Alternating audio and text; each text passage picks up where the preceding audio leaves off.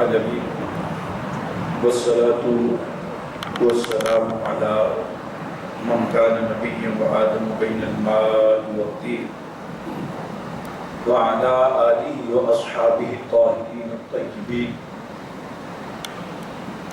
أما بعد فأعوذ بالله من الشيطان الرجيم. بسم الله الرحمن الرحيم. قد أفلح من تزكى وذكر اسم ربه فصلى. وقال رسول الله صلى الله عليه وسلم: إن لكل قوم عيد وهذا عيدنا. صدق الله مولانا العظيم وصدق رسوله النبي الكريم الرؤوف الرحيم، ونحن على ذلك لمن الشاهدين والشاكرين والحمد لله رب العالمين.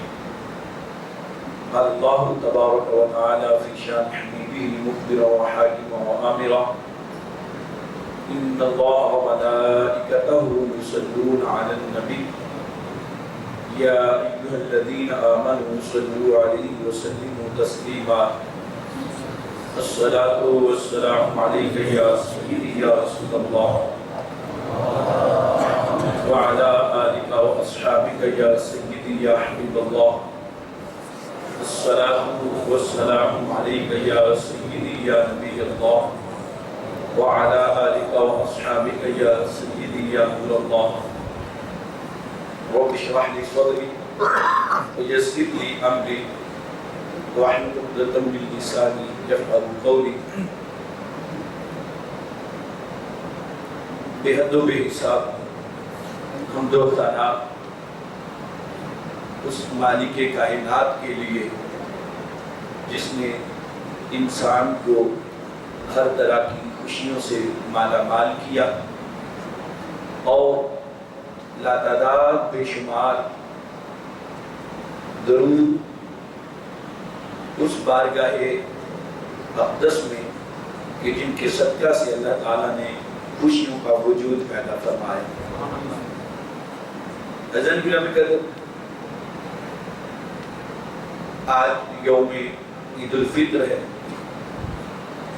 اللہ العالمین نے انسان کو ہر خوشی اور ہر غم کا جو ایک معیار دیا ہے اس میں وقت بتانے کے حوالہ سے ایک مزاج بھی بتایا ہے. قرآن مجید قرآن رشید میں فرمایا: قد افلح من تزکى وذكر اسم ربه فصلى. یقیناً وہ شخص کامیاب ہو گیا جس نے اپنا تزکیہ نفس کیا، وذكر اسم ربه فصلى، اور اپنے رب کو جیسے یاد کرنا تھا اس طرح یاد کرنے کی اس نے کوشش کی. دوسرے مقام پر اسی طرح کی بات کو پھر ارشاد فرمایا: قد افلح من زکاها وقد خاب من دساها. کہا وہ یقیناً وہ لوگ کامیاب ہو گئے جنہوں نے اپنے نفس کا تزکیہ کیا اور جو اس سے محروم رہے وہ دنیا کے بہت بڑے خسارے میں ہیں. رمضان مبارک ہمارے پاس اللہ العالمین کی نعمتوں میں سے ایک ایسی نعمت ہے کہ جس میں عبادت کے ذریعے بندہ اپنے مولا کا سب سے زیادہ قرب حاصل کرتا ہے. یہ وہ عظیم عبادت ہے کہ جس کے اوپر ارشاد فرمایا کہ اس کی جزا کا جو مرحلہ ہے وہ نیکیوں کے اندر، گناہوں کے تھوڑے بہت کفارے کے اندر طے نہیں ہوتا. اس کی جزا کا مرحلہ میرے اور میرے بندے کے قرب کے ساتھ طے ہوتا ہے. الصوم لی وانا اجزی بھی واجزا بھی. فرمایا رب العالمین نے کہ میرا بندہ جب میرے لیے روزہ رکھتا ہے تو میں اس کی جزا اسے خود عطا کرتا ہوں، میں اس کی جزا بن جاتا ہوں. مختلف معانی مفسرین شارحین نے فرمائے. اب رمضان جب گزرا تو رمضان کے بعد نبی پاک صلی اللہ علیہ وسلم نے ہمیں واضح طور پر ارشاد فرما دیا: صحابہ، ان لکل قوم عید وہذا عیدنا، ہر قوم کی ایک عید ہوتی ہے، اور ہماری عید رمضان کے بعد قربانی کی صورت میں یہ خوشیوں کے جو مواقع ہیں اللہ رب العالمین نے ان کو ہماری عید بنا دیا ہے۔ عزیزان گرامی قدر، اس سے بڑھ کر بھی ہم سادہ لفظوں میں جب عید کا ترجمہ کرتے ہیں، عید کا معنی کرتے ہیں، تو ہمارے سامنے یہ بات واضح ہوتی ہے کہ عید خوشی کو کہتے ہیں۔ اور میرے اور آپ کے نبی پاک صلی اللہ علیہ وسلم نے ایسے ہی صحابہ کے درمیان بیٹھے تو کوئی ارشاد فرمائی، تو فرمایا صحابہ تم بتا سکتے ہو کہ انسان کے لیے خوشی کا سب سے بڑا دن کون سا ہوتا ہے؟ انسان کے لیے فرحت کا دن کون سا ہو سکتا ہے؟ صحابی عرض گزار ہوتے ہیں، یا رسول اللہ، جس دن بندہ دنیا میں اپنے کسی بھی مقصد میں کامیاب ہو جائے، پھر حضور فرماتے ہیں کوئی صحابی عرض کرتے ہیں، یا رسول اللہ، جس دن بندے کو کاروبار میں بہت زیادہ منفعت حاصل ہو جائے، حضور فرماتے ہیں کوئی اور بولو۔ کوئی شخص یہ کہتے ہیں، یا رسول اللہ، جس دن بندہ اپنے رشتہ ازدواج میں منسلک ہو جاتا ہے، وہ بڑی خوشی کا دن ہوتا ہے۔ حضور نے صحابہ کی باتوں کو سنا، فرمایا صحابہ تم اپنی اپنی جگہ پر ٹھیک کہہ رہے ہو، لیکن میرے نزدیک انسان کے لیے خوشی کا سب سے بڑا دن وہ ہے جس دن وہ اپنا ایمان سلامت لے کر دنیا سے چلا جائے، جس دن وہ اپنا ایمان سلامت لے کر دنیا سے چلا جائے۔ میں اگر اپنے سادہ لفظوں میں عرض کروں، میں تو یہ کہتا ہوں کہ میرے حضور کی حدیث کا جو ہمارے نزدیک مفہوم ہے سادہ سمجھنے کا، وہ یہ ہے کہ جب بندہ دنیا سے جائے وہ تو خوش ہو، لیکن دنیا والے افسوس کر رہے ہوں کہ یار یہ بندہ جو تھا کمال کا انسان تھا، اس نے کبھی کسی کا دل نہیں دکھایا تھا۔ وہ کہا تھا نا کسی نے کہ موت اس کی جس کا زمانہ کرے افسوس، ورنہ دنیا میں تو سبھی آتے ہیں مرنے کے لیے۔ یہ انسان کی زندگی رمضان کے بعد جو ہے، جو پہلا دن آتا ہے، اس کو ہمارے تزکیہ نفس کے ساتھ خاص کر دیا، اور فرمایا جو اس میں اپنا تزکیہ نفس کر لیتا ہے وہ کامیاب ہو جاتا ہے۔ رب العالمین نے ہمارے لیے کسی چیز کی کمی نہیں رکھی۔ آپ 29واں پارہ سورۃ الحاقہ پڑھیے، اللہ رب العالمین فرماتے ہیں کہ روزہ دار جو ہیں، یہ روزہ جب رکھتے ہیں اور رمضان مکمل کر دیتے ہیں، ایک جزا میں ان کو عید کی صورت میں دیتا ہوں، خوشی کی صورت میں، اور دوسری جزا جو ہے میدان حشر میں صرف روزہ داروں کے لیے خاص ہوگی۔ اللہ رب العالمین فرمائیں گے کلوا واشربوا ہنیئا بما اسلفتم فی الایام الخالیہ۔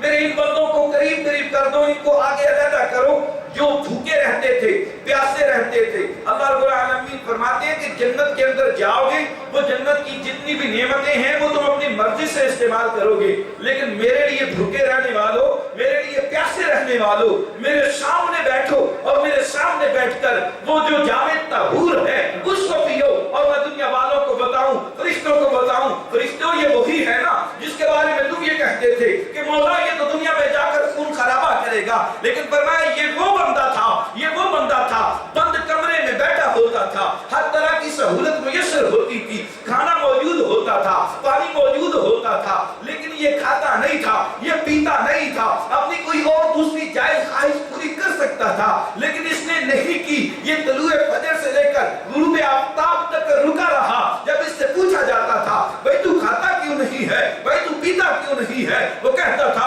میں نے اپنے رب کے لیے روزہ رکھا ہوا ہے۔ رب العالمین فرمائیں گے اے بندو، ایک جزا میں نے عید کی صورت میں تمہیں دے دی تھی، دوسری جزا میں اپنی دید کی صورت میں تمہیں دے رہا ہوں۔ اللہ رب العالمین کے سامنے فرمایا کلوا واشربوا ہنیئا بما اسلفتم فی الایام الخالیہ۔ وہ جو دن تم نے کھائے پیے بغیر گزارے، ان دنوں کا صلہ جو ہے اب میرے سامنے خوب جی بھر کے کھاؤ بھی پیو بھی۔ یہ ان لوگوں کے ساتھ مرحلہ ہوگا جنہوں نے دنیا میں روزے رکھے ہوں گے۔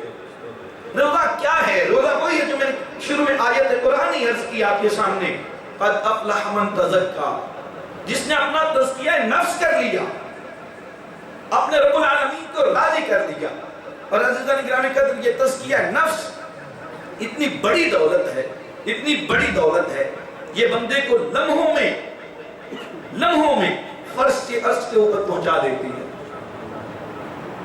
ایک سورۃ الانفال کے پس منظر میں ایک صحابی ہیں حضرت ابو لبابہ، ان کا واقعہ ممکن آپ نے سن رکھا ہو، لیکن اس پس منظر میں سنیے گا ذرا کہ تزکیہ نفس ایک لمحہ جو ہے وہ بندے کو اپنے رب کے کتنے قریب کر دیتا ہے۔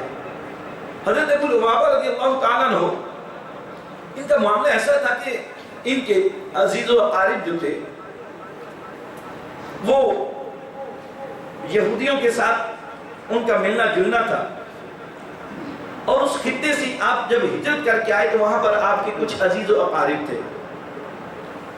نبی پاک صلی اللہ علیہ وسلم نے جب غزوہ تبوک کے لیے صحابہ سے مشاورت کی تو یہ حضرت ابو لبابہ رضی اللہ تعالیٰ عنہ ان کو اپنا رازدار بنایا۔ رازدار بنانے کے بعد حضور نے فرمایا کہ ابو لبابہ تمہاری ان سے تعلق داری ہے، رشتہ داری ہے، ذرا جاؤ، تم جاؤ گے تو محسوس بھی نہیں ہوگا کسی کو، پتہ تو کر کے آؤ کہ ان کی تیاری جنگ کے بارے میں کیسی ہے۔ یہ حضرت ابو لبابہ رضی اللہ تعالیٰ عنہ جب وہاں پر پہنچے تو رشتہ داری، خونی تعلق جو تھا وہ تھوڑی دیر کے لیے غالب آ گیا۔ انہوں نے پوچھا وہ تمہارے نبی نے کیا تیاری کی ہے ہمارے خلاف جنگ کے لیے؟ یہ حضرت ابو لبابہ زبان سے تو کچھ نہیں بولے لیکن اشارہ کیا ایسے، یعنی انہوں نے تمہیں قتل کرنے کا ارادہ کر لیا ہے، تمہارے ساتھ جنگ کرنی ہے۔ ادھر یہ بات ہو رہی تھی، ادھر جبرائیل امین علیہ السلام دیکھ رہے تھے، فوراً بارگاہ رسالت میں حاضر ہوئے اور عرض کی یا ایھا الذین آمنوا لا تخونوا اللہ والرسول وتخونوا اماناتکم وانتم تعلمون واعلموا انما اموالکم واولادکم فتنۃ وان اللہ عنده اجر عظیم۔ کہا کہ بے شک تمہاری مال، تمہاری اولاد تمہارے لیے بہت بڑی آزمائش ہے، لیکن کبھی بھی اللہ اور اس کے رسول سے خیانت نہیں کرنی۔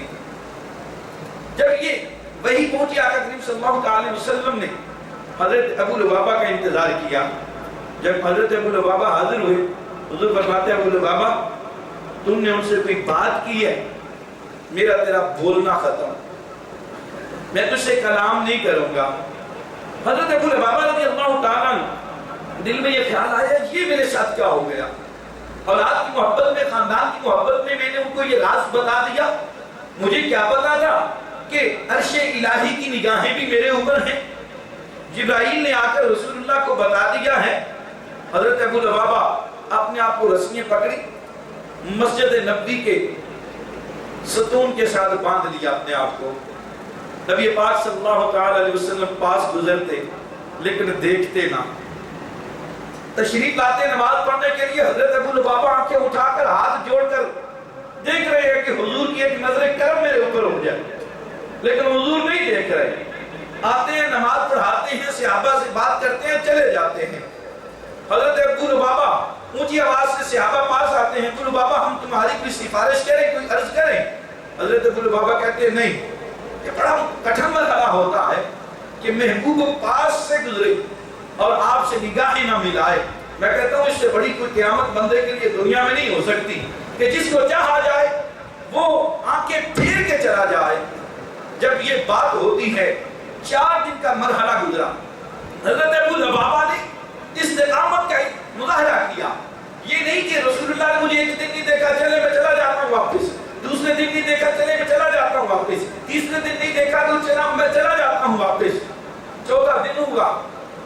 آقا کریم صلی اللہ علیہ وسلم کا حجرہ اقدس کا دروازہ کھلا اور اس دن حضرت ام سلمہ رضی اللہ تعالیٰ عنہا نبی پاک کے پاس تھی، انہوں نے ایسے دروازہ کھولا اور کہا ابو لبابہ تمہیں مبارک ہو، تیری استقامت دیکھ کر جیسے جبرائیل نے تیری اس بات کی وحی کی صورت میں آ کر بتایا تھا، ویسے ہی اللہ رب العالمین کی بارگاہ میں تیری توبہ بھی قبول ہو گئی۔ حضرت اکرام قدر یہ استقامت صحابی حضرت ابو لبابہ کی میرے رب العالمین نے اتنا نوازا کہ آج بھی وہ ستون مسجد نبوی کے اندر ستون توبہ کے نام سے جانا جاتا ہے۔ آج بھی وہ ستون ابو لبابہ کے نام سے جانا جاتا ہے۔ یہ آزمائش ہوتی ہے انسان کی، اگر اس نے اپنے آپ کو روک لیا، اپنے آپ کو قائم کر لیا تو وہ پھر فرش سے عرش میں جانے میں لمحے لگتے ہیں۔ یہ جیسے حضرت ابو لبابہ کی زندگی ہے، اس کا ایک دوسرا رخ ہمارے ساتھ روزے کی صورت میں ہوتا ہے کہ روزہ رکھ کر ہمارا مالک ہمارا امتحان لے رہا ہوتا ہے. ادروائز اسے کیا ضرورت پڑی ہے ہمارے بھوکے رہنے کی، پیاسے رہنے کی؟ اس کے رزق کے خزانوں میں ہمارے ایک اور ماہ کھانے سے کوئی کمی تو نہیں آ جائے گی، لیکن وہ اپنا تعلق دیکھنا چاہتا ہے اپنے بندے کے ساتھ اور فرشتوں کو بتانا چاہتا ہے. اور پھر اسی تناظر میں آپ ایک اور مرحلہ دیکھیے کہ یہ اتنی عظیم عبادت سے نکل کر بندہ عید میں آتا ہے. سورۃ الرحمن آپ پڑھتے ہیں، وہاں پر ایک بڑی معروف آیت ہے، الجزاء الاحسان الا الاحسان. احسان کا بدلہ احسان ہوتا ہے، احسان کا بدلہ احسان ہوتا ہے. اب اس آیت کو سمجھنے کے لیے آپ حدیث جبرائیل سے مدد لیجئے. جبرائیل امین علیہ السلام جب ظاہری بشری صورت میں رسول اللہ کے پاس حاضر ہوئے تھے، آ کر کچھ سوالات کیے تھے اور انہوں نے کہا تھا کہ یا رسول اللہ مجھے احسان کے بارے میں بتائیے. اخبرنی عن الاحسان، یا رسول اللہ احسان کیا ہے؟ وقت کریم صلی اللہ علیہ وسلم نے وہ اپنے تاریخی جملے ارشاد فرمائے. فرمایا احسان یہ ہے کہ ان تعبد اللہ کأن تراہ فإن لم تكن تراہ فإنہ یراک. کہا احسان کا بدلہ، کہا احسان یہ ہے، فرمایا احسان کی صورت یہ ہے کہ جب تم عبادت کرو تو یہ گمان کرو کہ میں اپنے رب کو دیکھ رہا ہوں. کہا اگر یہ نہ کر سکو تو یہ ضرور گمان کر لینا کہ تمہارا رب تمہیں دیکھ رہا ہے. اس عبادت میں روزہ کی صورت میں میں یہ کہتا ہوں کہ یہ سب سے وہ عظیم عبادت ہے. روزہ رکھ کر ہمیں یہ تو نہیں ہوتا کہ ہم اپنے رب کو دیکھ رہے ہیں، ہمارے بس کی بات نہیں ہے، لیکن اتنا ضرور ہوتا ہے کہ ہمارا رب ہمیں دیکھ رہا ہے. ہم بند کوٹھری میں بھی ہیں، ہم نے کھانا نہیں ہے، ہم نے پینا نہیں ہے، کیونکہ ہمارا رب ہمیں دیکھ رہا ہے. فرمایا میرے بندو تم نے جب اس احسان کے معاملے کو، اس دوسری سیڑھی کو کراس کر لیا اور یہ سمجھ لیا کہ میرا رب مجھے دیکھ رہا ہے، تو نے نہ کھایا نہ پیا، ایک وقت تک رکا رہا یہاں تک کہ 30 دن پورے گزار لیے. میرے بندے اب احسان کا بدلہ یہ ہے، نیکی کا بدلہ تیرے لیے یہ ہے کہ عید کے دن جب تو نماز پڑھنے جائے گا، نماز پڑھ کر جب عیدگاہ سے نکلے گا، تیرے میں تمام گناہوں کو معاف کر دوں گا. کہا صرف اتنا ہی نہیں ہے، بندے ظاہری طور پر تو ایک بندے کو مل رہا ہوگا، سلام کہہ رہا ہوگا، لیکن دوسری طرف سے میرے فرشتے بھی تجھے سلام کہہ رہے ہوں گے. ترمذی نے حدیث نقل کی نا کہ عید والے دن فرشتے جگہ جگہوں پر کھڑے ہوتے ہیں. اس لیے آپ صلی اللہ علیہ وسلم نے ارشاد فرمایا کہ عیدگاہ میں آؤ تو راستے بدل کر آؤ. آتے ہوئے ایک فرشتے سے ملاقات ہو، جاتے ہوئے دوسرے فرشتے سے ملاقات ہو جائے. یہ رب العالمین نے ہمیں احسان کا بدلہ جو ہے وہ عید کی صورت میں حضرت نگرامی قدر عطا کیا. اب اس عید کو ہم نے گزارنا اس انداز سے ہے، اس مزاج سے ہے جس مزاج سے ہمیں نبی پاک صلی اللہ علیہ وسلم نے تعلیمات ارشاد فرمائی. تلک حدود اللہ فلا تعتدوها ومن يتعد حدود اللہ فاولئک هم الظالمون. فرمایا اللہ تعالیٰ حدود سے تجاوز کرنے والوں کو کبھی پسند نہیں فرماتا. غمی ہے تو اس کی بھی ایک حد ہے، خوشی ہے تو اس کی بھی ایک حد ہے. یہ خالصتاً ایک مذہبی تہوار ہے. اور میں دست آپ سے عرض کروں گا بالخصوص نوجوانوں سے، آپ نے اپنے رب کی حضور عبادات کی، قرآن پڑھا، آپ میں سے کئی خوش نصیب لوگوں نے اعتکاف بھی کیا، لیکن خدا را اپنے رمضان کی نیکیوں کو، اپنے اعتکاف کی سعادتوں کو 1-2 دن کے اندر اندر ضائع نہ کیجیے. وہ کسی نے افسانہ لکھا تھا، اس میں جملہ تھا، افسانہ ہوتا ہے لیکن جملہ بڑا پیارا تھا. افسانے میں کسی نے لکھا کہ میری ملاقات ہوئی شیطان سے، تو میں نے اسے پوچھا یار تو پورا رمضان قید رہتا ہے، تیرے ساتھ بنتی کیا ہے، تجھے تو بڑا خسارہ ہوتا ہوگا. وہ کہتا ہے نہیں کوئی مسئلہ ہی نہیں، میں تو وہ کمی صرف ایک رات میں پوری کر لیتا ہوں. یہ نہیں ہونا چاہیے. یہ جو ہم نے ایک لفظ بنا لیا ہے نا چاند رات، یہ ہماری اختراع ہے، شریعت کی اختراع نہیں ہے. چاند رات یہ بات ٹھیک ہے، اس میں اعتراض کوئی نہیں.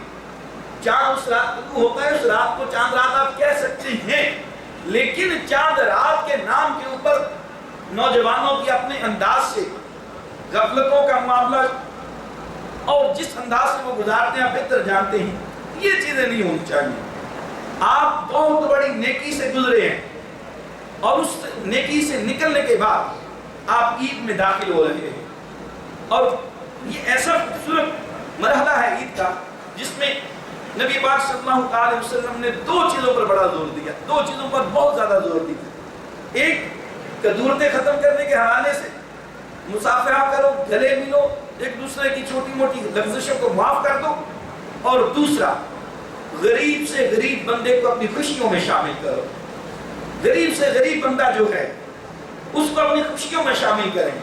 ایک ہمارا شریعت کا معیار ہے فطرانہ دیا، وہ آپ نے کوئی کمال نہیں کیا، وہ آپ کے اوپر لازم تھا، آپ نے دیا۔ لیکن میں کہتا ہوں کمال تب ہو جیسے آپ اپنے کسی عزیز رشتہ دار کو ملنے جاتے ہیں، ایسے کسی غریب کا پتہ کریں گے فلاں جگہ پر رہتا ہے، اور اس کو جا کر ملیں، اس سے اس کی طبیعت کا پوچھیں، اس سے عید کے حوالہ سے پوچھیں۔ میں کہتا ہوں آپ کے دیے ہوئے پیسوں سے اس کو اتنی خوشی نہیں ہوگی جتنی آپ کے منہ سے نکلے ہوئے دو میٹھے بولوں کی اس کو خوشی ہوگی۔ یہ حدیث بھی جو فرمایا کہ غریب کو اپنی خوشیوں میں شامل کرو، صرف یہ نہیں ہے کہ فطرانہ دیا فارغ ہو گئے۔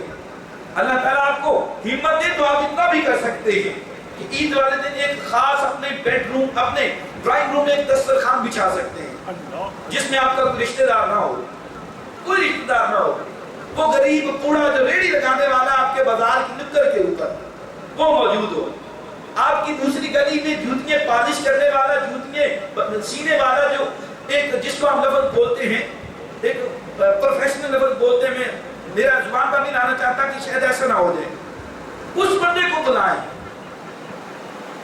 میں تو یہ کہتا ہوں کہ میری صبح بھی یہ جو ہمارے صفائی کرنے والے ہوتے ہیں جن کو ہم جمع دار کا کہتے ہیں، میں ٹھیک ہے شریعت اجازت نہیں دیتی ڈائریکٹ سلام لینے کی اس حوالے سے، لیکن اس کے پاس کھڑا ہوا، حال احوال پوچھا، آج فجر کی بات کچھ بھی ہوگا تعریف قلب کیجیے۔ آپ عیسائی کرسچن جو صفائی کرتے ہیں ہم ان سے نفرت کریں گے تو وہ آپ کے میرے دین میں کیسے آئیں گے؟ کم از کم عید والے دن تو ہم ان کے پاس جائیں نا، ان کی عید والے دن نہ جائیں، آپ اپنی عید والے دن جا کر ان سے ملیں، کچھ نہیں ہوتا۔ اور اگر آپ تھوڑی بہت ان کی مدد بھی کر دیں گے تو کوئی مسئلہ نہیں ہوتا، کوئی پہاڑ نہیں ٹوٹنے لگا۔ تعریف قلب کی نیت سے کہ یار میں اگر اس سے اچھا سلوک کروں گا تو ممکن ہے کہ یہ میرے دین کے بارے میں اچھا گمان کر لے اور میرے دین کی طرف آ جائے۔